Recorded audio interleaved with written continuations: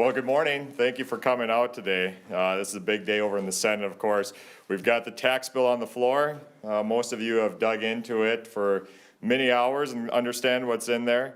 There's some things, of course, in the tax bill that are good, that Senate Republicans do like.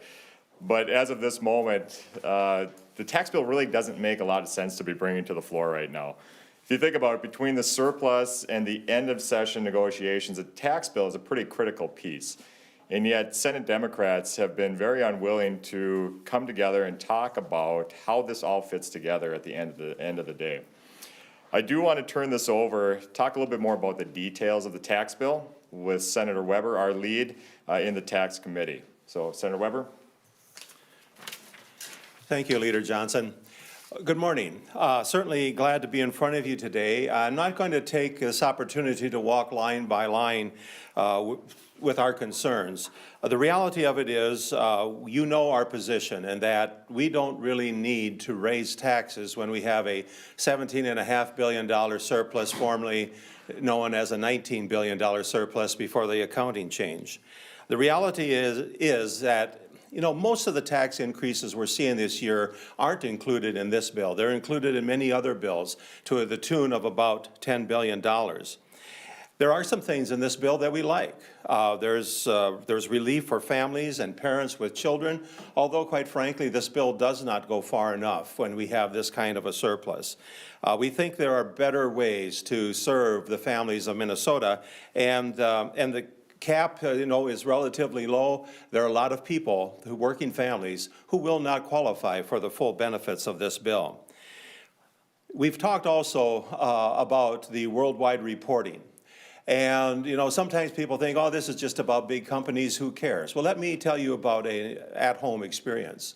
Currently, in the city of Windham, the High Life Pork Plant has announced that they are into bankruptcy, and that unless there is a buyer, they could close. This is 1,000 jobs. This is 1,000 families affected by the loss of those jobs, as well as many more than that within the community. Currently, it is a foreign owner that owns the High Life plant. Now, they are looking at having other people come and look at the plant, but we have to understand that many of the potential operators of those kind of plants today are also foreign-owned. So what will this mean for my community if we proceed with this type of legislation? And so, this brings it really home to roost, so to speak, of what this kind of a legislation does. Senator Rest said that she didn't want tax increases on the people of Minnesota. I appreciate that, and I respect her for that. But the reality of it is that's not the way it works. If you're trying to put it onto big business, it ultimately affects the citizens of Minnesota. And we have to understand that, and we have to deal with that. I hope to continue to work with Senator Rest as we go forward to make sure that we have a tax bill that will ultimately benefit the people of Minnesota and not harm them, not hurt their employment opportunities, not hurt the businesses that provide their livelihood. And so with that, I will turn it back to Senator Johnson. Thank you, Senator Weber. So, talk a little bit about the tax bill, some of the issues that we see within there, and kind of the grand aspect of that. The top line of this bill is simply that it's going to be harming our state and our state economy. The Senate tax bill doesn't need to be moving forward given the conditions that we're under right now. Large surplus, the overtaxation of Minnesotans right now, this does not need to happen. So last week, we provided an offer to Senator Dietzick and the majority party over in the Senate.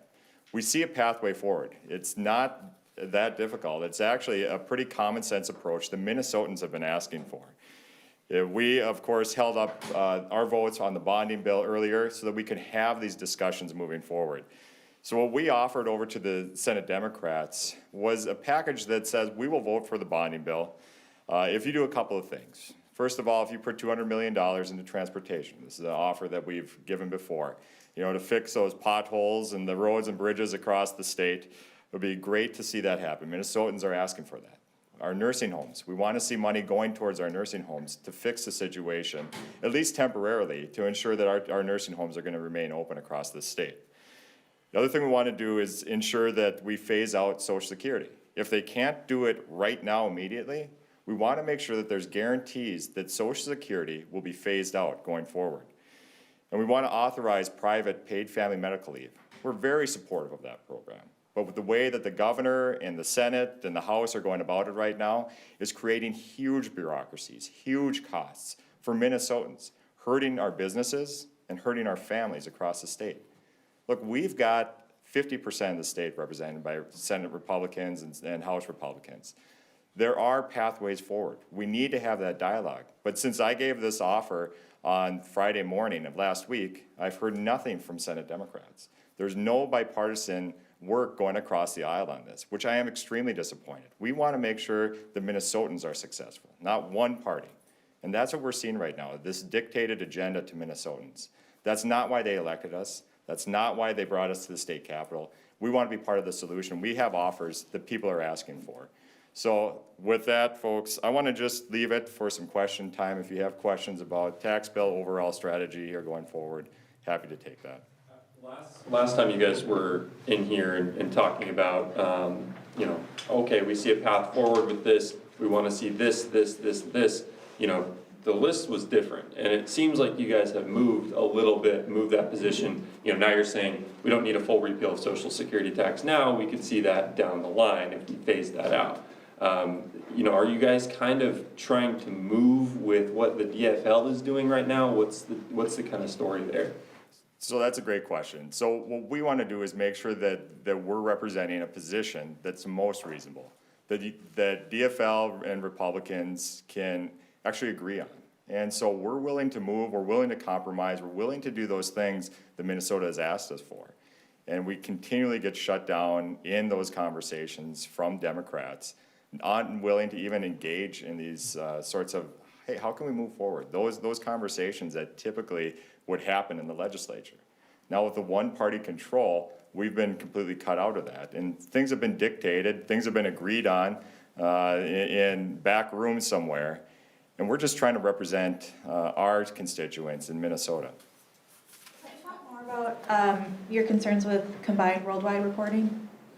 Yeah, Bill, do you want to talk a little bit more about kind of the impact of worldwide reporting then? You know, worldwide reporting first occurred probably roughly 30 years ago when the state of California and other states tried to implement it. And indeed, it is implemented in about 11 states today, but it is an option. It is not mandatory. What happened when they implemented it was that there was retaliatory moves on the part of foreign countries, whether it was Japanese business, English business, what have you. They said, okay, if you're going to do that to us, this is what we're going to do to you. And all of a sudden, they recognized that they were going to wind up on the short end of that stick. And so that's when they put it back to an option. And this is going to happen to Minnesota companies too. You know, they're going to be put at risk. The state is going to be put at risk by foreign retaliation. And here we are, one state's going to start a trade war, you know, on an international basis. And, you know, and the reality of it is, and I'm not going to try and explain the intricacies of worldwide reporting and what that means for the tax structure. They say, well, there are a few businesses that will benefit from it, and that is very possibly true. The possibility exists for that. But I would say that the vast majority of business will not benefit from that. And I have no idea, and the department itself in committee admitted that this estimate of $1.2 billion is pretty much been developed by the swag method. They have no idea how to actually gauge that. So it may be too little, it may be too much, we do not know, but the reality of it is that we just don't see this as a workable solution for Minnesota. Senator, what's the swag method? Simple, wild, you know what, guess. We usually use the more politically correct TLR. That looks about right. I'm from the country, you understand. Senator So. Johnson, do you have any thoughts on the local government public safety aid in the tax bill? I think it's one time $325 million compared to the governor's $550 proposal. Sure. And so that's one of the proposals in there that, you know, Senate Republicans can agree with. I mean, they're funding law enforcement is something that we've been a big proponent of, especially over the last 3 years. But, you know, always support the law enforcement in our budgets. So it's nice to see some support in the tax bill for that and recognition of that, but that doesn't change the overall larger picture of how we feel about the tax bill and where it is right now. Senator Weber, I presume these are all two-year numbers in your offer sheet? They're not four-year numbers?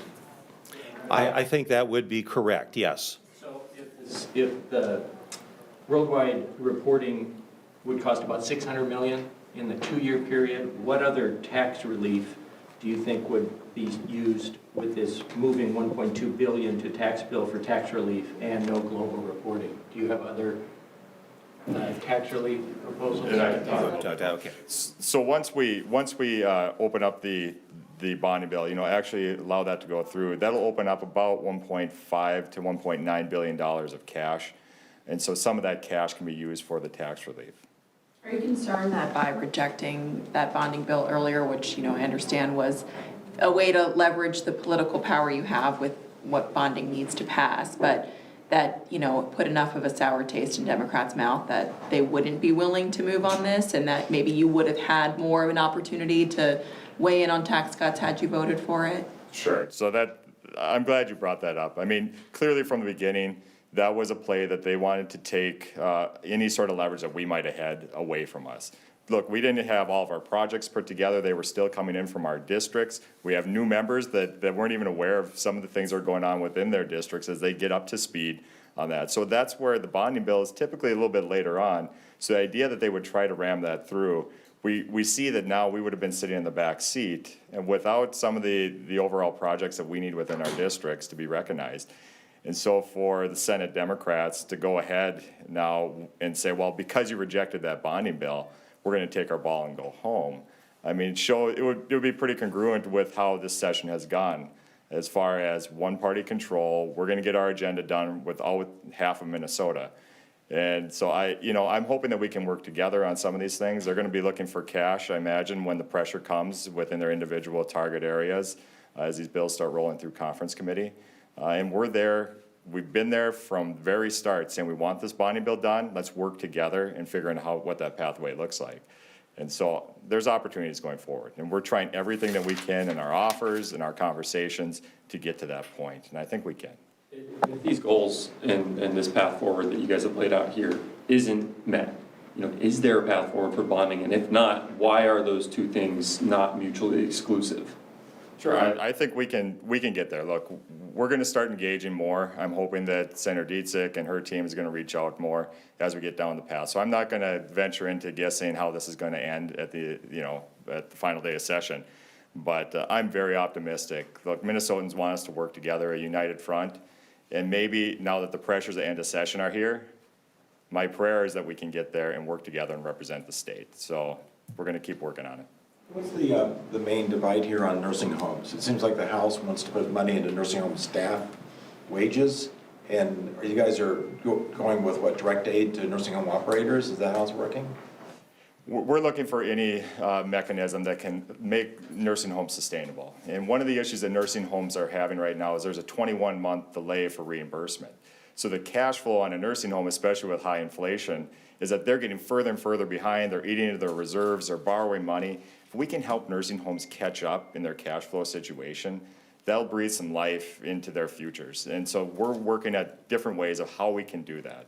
Right now, going into operations seems to be the appropriate way to do it. But if it's helping out with staff, whatever we need to do to get to that point, we just need to make sure that nursing homes and nursing is sustainable in Minnesota. Can you talk a little bit more about the Social Security phase-out, what time frame you would be looking at, and is that an amendment that you'll put forward today? Yeah, so there's a couple of different ways we could do that, either a trigger or a phase-out on that. And so we're looking at different options to accomplish that, depending on what the money is that opens up. But that's, again, the conversations that we want to be having with Senator Dietzich and her team. Is that something that can be done, just logistical question, like down the line in a future session? Like, does that have to be done this year to say, hey, we're going to phase this out in 2027, 2028, or could they do that like next year? Sure. Right now, let's set the stage. We got an almost $18 billion surplus. We're the highest tax state in the nation. people are looking for solutions. How are we gonna get some of that money back to Minnesotans? How are we gonna take care of those who need the social security income? So we are looking for any sort of avenue to get that done. And so, right now, the table is set for a cut for Minnesota. Now, I know there's a proposed one in there, but it's pretty small. And actually, you run out of runway very quick. If you're just a family, you know, a teacher, a carpenter, you run out of that social security tax benefit pretty quickly. So what we're trying to do is do what we asked, or what Minnesotans asked Republicans and Senate Democrats and folks across the state, is let's repeal that. Let's get rid of that. Most states don't do it. Minnesota shouldn't either. And so that's what we're gonna be working on. Is there any middle ground on paid family medical leave? The DFL's been working on this for quite a few years, and, I mean, you don't want it, but they really do. Is there any middle ground? I'll step back from that. We appreciate paid family medical leave, right? So we've got a system that's a private insurer that that companies can buy into, offer it to their employees. We think it's a great system. There's companies out there that are ready to administer this if we allow it in Minnesota. And so we've got something that would actually benefit companies, employees, families across the state. But the Democrats are going the other way and creating bureaucracies and high taxes on employees and on companies to make this happen. To me, it doesn't make sense. To our caucus, it doesn't make sense. Why not take the obvious solution that's ready to go on the table instead of creating this whole gigantic system that we have to start from the ground up? So is there a compromise? Possibly, but again, Democrats have been unwilling to come to the table and figure out a system that can work for both sides. Are you guys on the same page with Republicans on the MN family plan that they just introduced like, you know, an hour ago? What's that? Their MN family plan, are you guys on the same page with House Republicans on that? I guess, no, we haven't discussed that with them, so we'll get back to you on that. They sent me the details last night, we're just looking over it. Oh, gotcha. So, sorry. Can you speak to one of the big differences with the House and Democrats' tax plan is the rebate checks, and I know in your Give It All Back plan, you were actually more in line with the governor on the size and the scope of the check and who qualifies. You know, do you align more with House Democrats, which their check is, I think, like double if you look at the max rebate? How would you, I'm presuming Senator Weber, you're on the conference committee, what that, you know, how you would negotiate for that, and where do you stand on rebate checks today, I guess? Well, the reality of it is, you know, we've never have been a huge fan on it because we think the cost of getting them back to people is too great. We would have preferred to have seen some rate reduction to provide a benefit to all Minnesotans. However, that being said, if it's the only way we are going to get part of the surplus back to the people of Minnesota, we're certainly willing to discuss that, and I think need to be willing to go with a larger rebate. And that means then that some of the surplus that they're using for other purposes is actually going to have to be dialed back. We understand that, but we think it's a worthwhile dial back in order to provide that type of benefit to the taxpayers of Minnesota and to the people of Minnesota. Are you guys not on board with means testing for those rebates? Should there be no income limits on the rebate checks? We are not on board with means testing. We think that everybody should get that rebate because everybody contributed to the surplus, either through their purchases and sales tax or through their income and income tax. All right. All right, thank you guys. You guys are gonna have a busy morning, just cranking them out here.